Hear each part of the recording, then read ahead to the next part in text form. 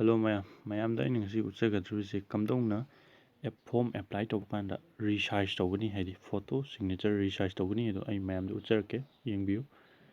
Chrome si changbiro Chrome si changkanda khoina mayamda thadrise I am resizer han tharo aigidi hanade lebine link je save leire adu mayam I am resizer thabiro .com changbiro changani dumatangda mayamda tawjuje drop file here or click to upload haise nambiro ni aduga browser haibiji changbiro browser haibi changbiro haidi gallery degi khangebra internal storage ti chang khangebra khalo adai ani si photo je click tawrani namme ane ma nga tang ngaibiro upload tawre adai di crop tawninga tawro resize tawdu bo hingana resize changbiro adomna pamido khudam oina harbada UPSC gi CDS tadi magi photo gi size kari haige do mayamda yengban birage registration button and signature le scanning photograph 300 KB not access haidi hen by aro hare adu itadi mai je kan pixel white na kano 350 height to 350 asida natragana or Territorial Army gi da organa Territorial Army gi da organa kari hare mana 1.5 into 1.5 inch photo da organa adu ai mayamdi yenga lage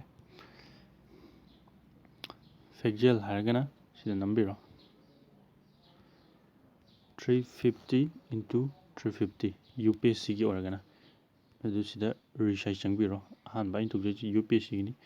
and then nangna pamjaba size tu mutungina khanbiro pamibra kayano se apamba size khanbiro sem loi tholani duga download che changbiro adaidi download tawba yarane click here aduga mathang akhoi TA gi matungina mu tawtare mayamda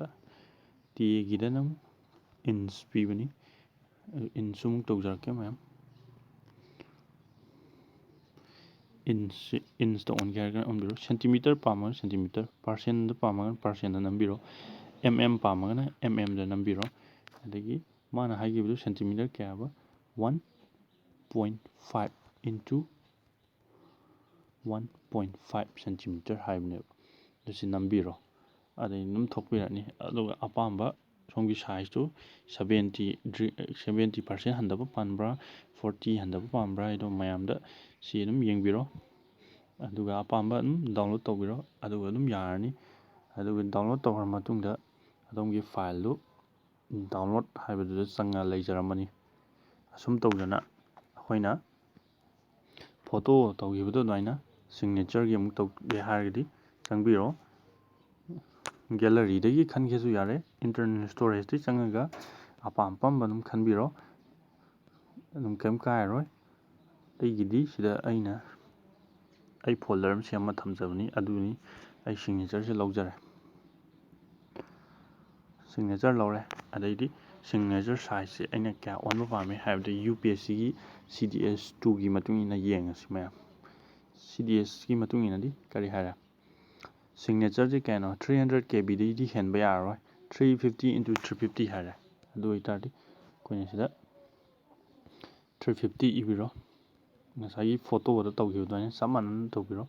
350 sida ju ibiro aduga resize nambiro aduga adomna apamado download tawbiro sidagi adum yarani lore adagi Territorial Army gi matungina di signature kya pame 2 into 1 inch ko 2 into 1 inch pam tardi aduga size 100 KB degi henba yaro habneba adudi aina musi changaje resize changaji amkom resize tawge karida mana haido inch to pibuna inch to pitardi inch na khanbirani khoina 2 into 1 inch haiba angani ma 2 into 1 inch haibni 1 nambiro adu itardi num sidagi download tawbiro mayamna apamdo file hongani download tawgibudai ꯑꯩ ꯍꯧꯖꯤꯛ ꯁꯣ ꯇꯧꯒꯦ ꯗꯥꯎꯟꯂꯣꯗꯁꯤ ꯆꯪꯉꯒ I am Resizer ꯍꯥꯏ ꯑꯩꯅ download ꯇꯧꯈꯤꯕꯗꯨꯅꯦꯕ ꯑꯩꯁꯦ just open ꯇꯧꯅꯕ ꯑꯩ ꯍꯣꯠꯅꯖꯩ open ꯌꯥꯔꯦ ꯂꯣꯏꯔꯦ ꯃꯌꯥꯝꯅ ꯑꯩꯒꯤ ꯆꯦꯅꯦꯜ ꯂꯥꯏꯛ ꯁꯕꯁꯀ꯭ꯔꯥꯏꯕ ꯃꯊꯪ CDS ꯑꯃꯁꯨꯡ ꯑꯇꯣꯞꯄ ꯑꯦꯛꯖꯥꯝꯒꯤ ꯃꯌꯥꯝ ꯂꯥꯛꯄ ꯀꯥꯟꯗ ꯑꯩꯅ ꯀꯝꯗꯧꯅ ꯑꯦꯄ꯭ꯂꯥꯏ ꯇꯧꯒꯅꯤ ꯍꯥꯏꯕꯗꯨ ꯊꯥꯒꯠꯂꯛꯀꯦ ꯃꯌꯥꯝ